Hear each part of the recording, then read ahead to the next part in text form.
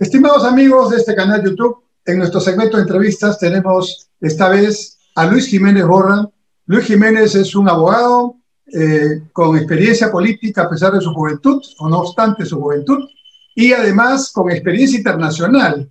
Él es observador por parte de la OEA en varios procesos políticos latinoamericanos y en ese sentido tiene una visión mucho más amplia que la que podemos tener desde aquí de Perú, de acontecimientos que están sucediendo en diversos países de la región y que tienen que ver con temas que nos hacen generar preguntas, ¿no? Foro de Sao Paulo, la reunión de Puebla, ahora Bolivia, México, situaciones en Chile. Entonces, la pregunta es, ¿está esto organizado? ¿Quiénes están detrás? ¿Cuál es la corriente o las corrientes que están inspirando estos movimientos que en muchos casos aterrizan en situaciones de protestas en las calles, cambio de constitución, asambleas constituyentes, en fin? Lucho, gracias por aceptar esta invitación. Quisiera preguntarte en primer lugar, ¿qué está pasando en América Latina en este asunto de estas llamadas organizaciones? Algunas son ONGs, otros son tal vez grupos de personas, pero ¿qué es lo que está pasando realmente en este momento? En primer lugar, aprovecho para saludar a toda tu audiencia, Enrique, y gracias por la invitación. Lo que está ocurriendo y digamos, los actores que tú vienes describiendo en esta introducción que has hecho, tiene que ver con una nueva forma de acción política hecha por políticos tradicionales, pero intentando hacerla, y digo intentando, de una plataforma no tradicional, no convencional. Históricamente, los líderes políticos eran representantes de partidos políticos y como tales pertenecían a organismos internacionales, a entes internacionales que articulaban a las fuerzas políticas del mundo y en este caso de América Latina. Conocemos, por ejemplo, el caso de la socialdemocracia, el socialcristianismo, la misma Unión Comunista, que tenían o tienen todavía redes de partidos políticos. Lo que pasa es que muchos de estos partidos han acabado siendo caducos. Y lo que de alguna manera, lo que se ha ido generando es que los líderes políticos han ido buscando pares más allá de estas grandes, históricas organizaciones políticas. Y lo que ha pasado, por ejemplo, con el Grupo de Puebla, que es uno de los que has mencionado, es justamente eso. Han desistido de continuar en estas redes de partidos políticos, organizaciones políticas, para buscar implementar una red que se base en personas, en liderazgos, digamos, muy ubicados, básicamente con gente que haya tenido funciones de gobierno o que las tenga en ejercicio. En el caso del Grupo de Puebla, por ejemplo, podemos ver la presencia del presidente Lula, de la presidenta Dilma Rousseff, ¿no? Cristina Fernández, Evo Morales, ¿no? Y vemos cómo interactúan con otros que están en el gobierno, como el caso de justamente Fernández en Argentina, en el caso de la asunción reciente del MAS en Bolivia o de Andrés Manuel López Obrador en México. Entonces, han buscado sostener la misma estructura o la misma forma de hacer política tradicional, pero en una nueva plataforma. ¿Y qué es lo que hacen desde esta plataforma? Buscan incidir en los procesos políticos de la región. El último caso es el de Bolivia. Notoriamente ahí ha habido una intervención de actores políticos que desde diferentes frentes, utilizando sus fuerzas en las redes sociales, sus espacios de influencia en medios de comunicación, intentando de alguna manera hacer llegar su posición programática, ideológica, de respaldo a determinado candidato, a determinada identidad política del país, buscando además generar en eso una tendencia, contraponiéndose incluso a entidades, instituciones de otro nivel, como por ejemplo el caso de Bolivia, comentaba lo de la OEA, ¿no? Esto mismo se viene reproduciendo en otros países. Entonces, es interesante que no perdamos de vista que también en el caso peruano existen miembros de este grupo, como es el caso de la señora Verónica Mendoza, que participa de este foro que, insisto, es un grupo, vamos a decirlo coloquialmente, es un grupo de amigos que entre ellos se apoyan, se respaldan, y utilizando el peso político de cada uno de ellos, ya sea porque fue en algún momento una autoridad importante en un país, porque lo es ahora, o porque tienen la aspiración a hacerlo y las posibilidades de hacerlo, buscan influir y generar la tendencia para fortalecerse mutuamente. Ese es un tema que que es de poca data y que vamos a seguramente tener que vivirlo porque van a intervenir, no tengo ninguna duda, de alguna forma en el proceso electoral de abril. Lucho, entonces, tenemos una debilidad institucional, entre otros, los partidos políticos forman parte de esta debilidad institucional, han perdido credibilidad, han perdido liderazgo, han perdido presencia. Algunos actores de esos partidos, que claramente tienen una tendencia de izquierda en algunos casos radical, en otros casos media llamada caviar, vamos a decirle así, ¿no? Pero, ¿qué relación tienen vamos a llamarle grupo de amigos, como tú estás sugiriendo, con relación a los hechos que vienen ocurriendo en varios países de América Latina, ¿no? Hechos que implican que ante la debilidad institucional, al primer tema, digamos, de discusión, porque los temas son reales muchas veces, el asunto ya no se resuelve en una instancia de negociación con los poderes del Estado, con los niveles representativos, con el diálogo democrático, sino se resuelve en las calles, tomando calles o carreteras, sacando presidentes e invocando asambleas constituyentes para luego, no sé bien qué, pero luego continuar en este proceso un poco generador del caos. ¿Qué tiene que ver Puebla, antes Sao Paulo, y estos personajes que nos has mencionado, con estos hechos que parecen no ser tan desconectados y tener alguna lógica detrás? Bueno, como lo señalabas, estas personas o este foro tiene un discurso de izquierda, ¿no? Digo y repito énfasis en la palabra discurso, porque no es necesariamente a la hora de hacer gobierno, no es lo que hemos visto en algunos casos, pero un discurso de izquierda radical, eso quería decir. Efectivamente, ¿qué tienen en agenda? Tienen, por ejemplo, en agenda la lucha por la promoción del aborto legal, la lucha por la despenalización de la marihuana, tienen la lucha, por ejemplo, por las asambleas constituyentes. Es una especie de receta que lanzan y que quieren de alguna manera introducir en las sociedades en las que ellos tienen interés en intervenir. Está pasando en Chile, por ejemplo, también algo similar. En Argentina acaba de pasar también. Entonces, es una agenda que ellos buscan, como decía al inicio, hacer llegar a la población utilizando sus voceros, utilizando sus relaciones, utilizando su capacidad de acceso a medios de comunicación, utilizando su fortaleza política, y que de alguna forma sí acaba siendo una intromisión en algunos temas nacionales, ¿no? Por eso yo decía y hacía el llamado de atención de estar atentos a lo que pueda pasar en el Perú con estas personas, porque seguramente van a tener su candidato, o ya tienen, mejor dicho, su candidata, ¿no? Y vamos a ver qué va a pasar ahí. Pero también es cierto, y eso me gustaría remarcarlo, que esta forma de hacer política, a mi entender, es una forma ya caduca. Por mucho que intenten plantear una plataforma innovadora, lo cierto es que los actores de esta plataforma terminan siendo más de lo mismo, más de lo que ya ocurrió, y muchos de ellos tuvieron la posibilidad de ser gobierno en sus estados y no hicieron los cambios que ahora pregonan o las grandes transformaciones sociales en las cuales ellos hablan muy bien, pero que cuando tuvieron la oportunidad de hacer algo revolucionario en el Estado, en el gobierno, no lo hicieron y acabaron perdiendo elecciones luego justamente por esa incapacidad.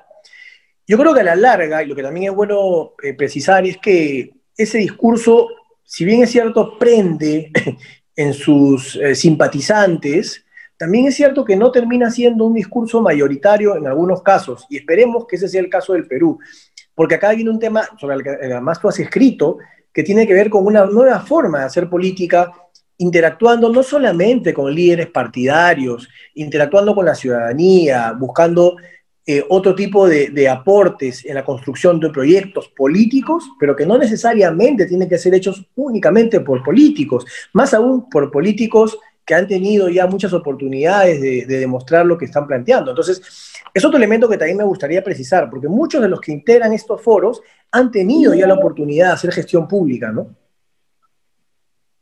Bueno, entonces, ¿tienen alguna relación estos movimientos en América Latina con movimientos que se están dando en otros continentes, en el mismo Estados Unidos, en Europa? Se habla de la nueva primavera árabe ahora, se está hablando de Túnez. Entonces, ¿qué es lo que está pasando? El mundo está en cambio de paradigmas. ¿Hay alguna articulación entre estos grupos o no? Bueno, hasta donde yo conozco, no. hasta donde yo conozco, es una plataforma más bien regional, que viene desde México hacia el sur, ¿no? Y que obviamente, bueno, tiene el nombre muy simbólicamente de una ciudad mexicana, ¿no? Grupo de Puebla. Pero es una iniciativa más local, más regional, que seguramente buscará interactuar de manera esporádica con alguna iniciativa afuera, pero no es, por ejemplo, no interactúan como es en Europa, que existe el Parlamento Europeo y existen las bancadas europeas, ¿no? Y que tienen una estructura muy distinta. Justamente es todo lo contrario a lo que aquí está ocurriendo, ¿no? Aquí, mientras que en Europa tenemos el Partido Socialista Europeo, el Partido Liberal Europeo, con escaños en el Parlamento Europeo, ¿no? Aquí más bien se está optando por enaltecer a las personas en desmedro de las entidades, de las instituciones. Y no veo en otro continente algo similar que pueda concatenar con esta iniciativa. Probablemente basado en relaciones interpersonales, sí, podrían tener seguramente una buena relación con Podemos en España, ¿no? Y cosas como estas, pero más allá de una cuestión individual o bilateral, no es que exista otra red similar haciendo lo mismo, a menos que haya podido observar, ¿no? Pero al menos parecen coincidir en algunas tendencias. Por ejemplo, Iglesias en España ha hecho declaraciones sobre Perú que claramente son una intromisión en la situación política claro, peruana. porque hay una afinidad, vamos a ver, yo no me atrevería a decir ni siquiera ideológica, pero sí creo que hay una afinidad colectiva en base a estas personas, que representan una especie de status quo entre ellos, y que lógicamente Iglesias es lo más cercano en Europa a lo que ellos pregonan. Es lo que en algún momento hacía Chávez, ¿no? Hugo Chávez, de alguna manera, con su dinero y el petróleo, buscaba tener presidentes, pero él lo hacía con presidentes en ejercicio, que eran parte de un círculo. Inclusive le permitía controlar en muchas instancias en la OEA, en otras entidades internacionales, porque tenía muchos votos, no solamente de Centroamérica, el Caribe, también América del Sur. Y ganó amistades como la de Zapatero, que no entiendo cómo puede soportar al régimen venezolano, ¿no? Y lo hace y de manera directa y abierta, ¿no? Claro, ahí tiene que ver también con la realidad de cada país, ¿no? En España, la polarización que hubo en un momento con el PP fue tan fuerte que ya todo aquel enemigo de la derecha puede ser de alguna manera un aliado, ¿no? No olvidemos pero no olvidemos lo que le dijo el rey de España a Chávez alguna vez. Lo cierto ¿Qué es no te que callas? esto es una especie de, así es una especie de, yo diría, una reencarnación de los ahijados del chavismo, ¿no? Que se han buscado, Maduro obviamente no tiene el nivel que tenía Chávez, y se han buscado de alguna manera una forma de reconstruirse y de mantenerse sin Chávez. Este es un alba modificado, digamos. Es un ALBA ampliado con la intención de incorporar algunos actores quizás más de un progresismo democrático, pero sigue siendo, el ala dura sigue siendo la misma, ¿no? Morales, Venezuela, Fernández, sigue siendo la misma. Bueno, entonces, si es así, ya, jugando con los nombres, ¿no? Tenemos un discurso que podemos más o menos interpretar o sin necesidad de que hacer la cita, ¿no? La idea es volver a que el Estado tenga presencia importante en la economía y en la política, por supuesto, ¿no? Romper un poco con el llamado consenso de Washington y generar una contrarreforma a la reforma que hubo en la década del 90, que abrió las economías y internacionalizó los procesos. Tiene que ver con discutir el rol, digamos, del Estado subsidiario, que es lo que se maneja en estos tiempos en los países que tienen economía de mercado o economía social de mercado. Es discutir el contrato ley, es entrar a revisar las concesiones mineras. Ese es más o menos el discurso, ¿no? Si uno lee lo que Verónica Mendoza ha publicado hasta el momento, por lo menos ha publicado una propuesta de cómo lo que llama ella la nueva minería. Y básicamente es sin concesiones, con permisos, con impuestos, perdón, sí, o sea, los impuestos o las regalías más bien, no en función de las utilidades como ahora es, sino en función de las ventas. Al día siguiente que pase eso, se van todos los mineros que están invertidos aquí. Entonces, es un discurso, digamos que no solamente tiene el concepto de cambiar las cosas, de atender a los más pobres, sino fundamentalmente de regresar al pasado, porque eso no es el mirar al futuro. Y es mirar un poco, a pesar de lo que está pasando en Argentina, que tiene hoy día una economía colapsada, ¿no? Una situación dramática, Venezuela, que ni hablar, ¿no? Y Bolivia, que es un caso atípico, porque Bolivia es un país cuyos números no están mal en economía. Pero no están mal en economía, revisando con algo de profundidad, porque han abierto la economía a todo. Ahí está el narcotráfico, ahí está todo lo que quieras, se puede hacer ahí. O algo similar a lo que hizo Correa en Ecuador, ¿no? Mantenía el discurso, pero o Tabaré Vázquez, ¿no? Que eran presidentes que mantenían el discurso de izquierda, similar en muchos aspectos en cuanto al tema de las ideas, políticamente eran liberales, ¿no? Entonces, de alguna manera, por ejemplo, Tabaré Vázquez se opuso al tema del aborto, como también Correa, ¿no? En su momento, ambos. Entonces, hay como vigente, ¿no? Una nueva constitución, los temas de género, ¿no? Los temas que tienen que ver con legalización de drogas, son temas que son recurrentes y que ya han logrado de alguna manera situarlos. Ahora, en la manera hay un tema muy preocupante, Lucho, hay un tema muy preocupante que es el deslizar que las fuerzas del orden, la policía, incluso las fuerzas armadas, son pues violadores de derechos humanos y ponerlos un poco contra la sociedad, ¿no? Por ejemplo, Iglesias ha tenido expresiones contra la Policía Nacional, ¿no? Sí. Que simplemente no son aceptables, ¿no? La policía finalmente, si no es respetada, pues como estamos viendo ahora en las carreteras, esto es un desorden y una anarquía, y no es un Estado de Derecho. ¿Qué piensas que se puede hacer? ¿Por dónde está la salida? Porque yo veo que los partidos están en otra, están discutiendo quiénes son sus candidatos, están peleándose internamente, están en lo mismo.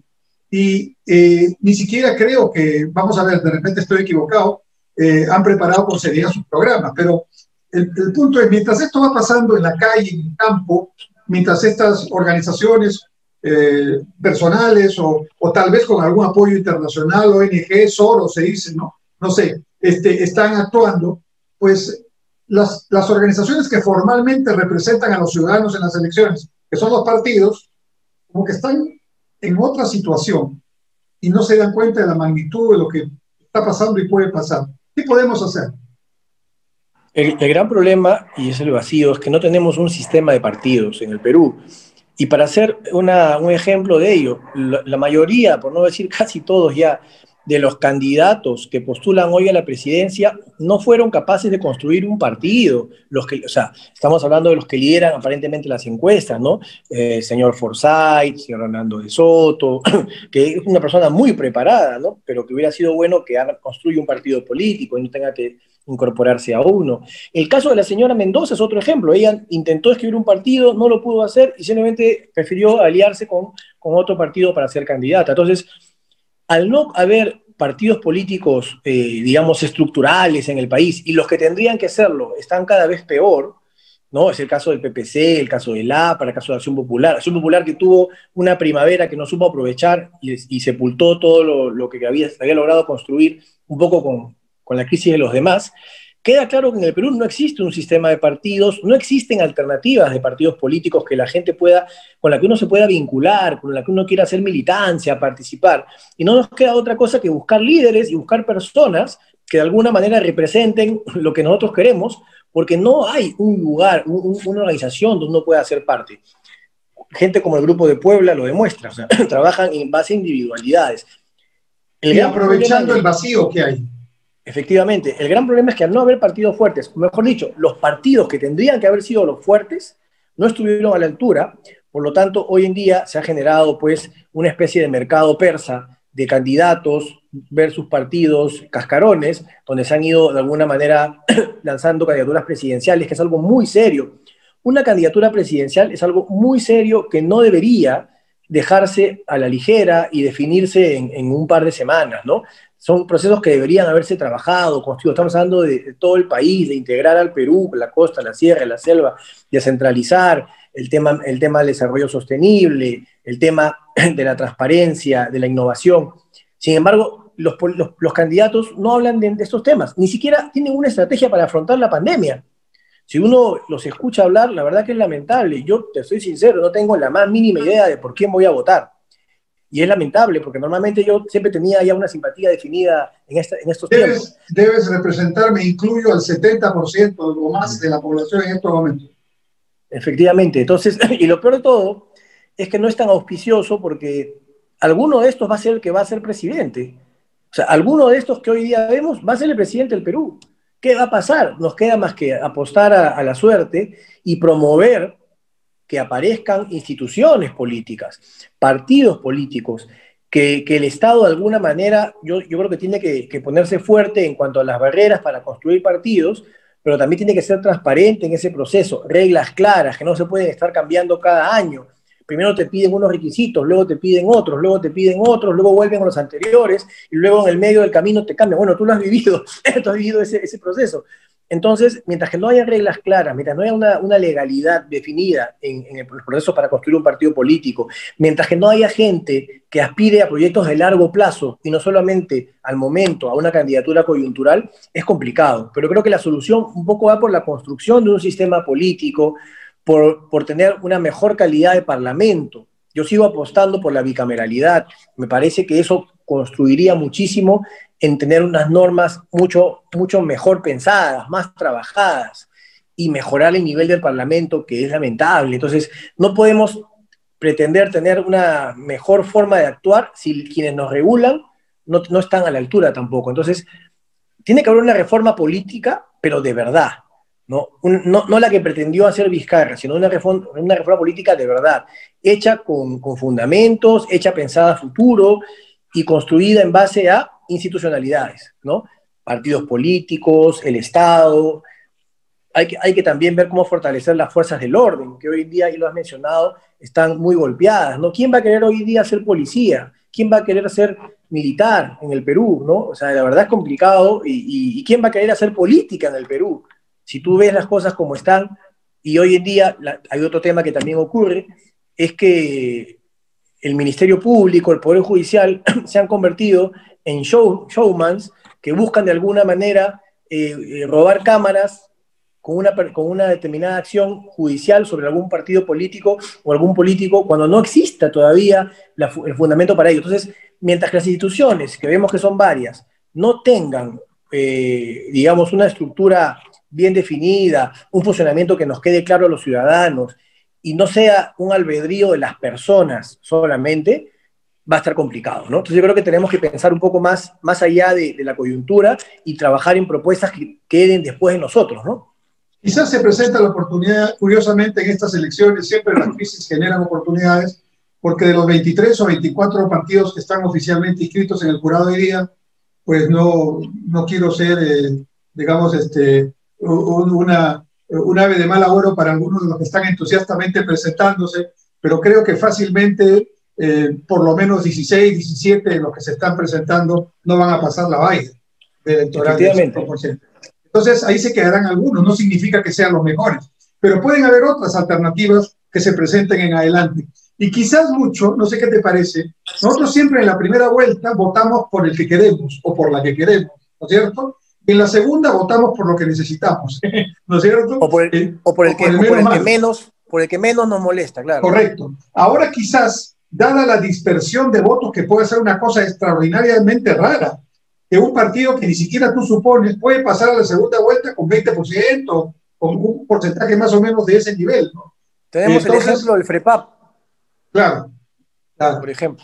Que aunque en este caso ellos inteligentemente están postulando solo al Congreso, no van a la presidencia, ¿no? Claro. Pero voy a lo siguiente. El golpe que dieron.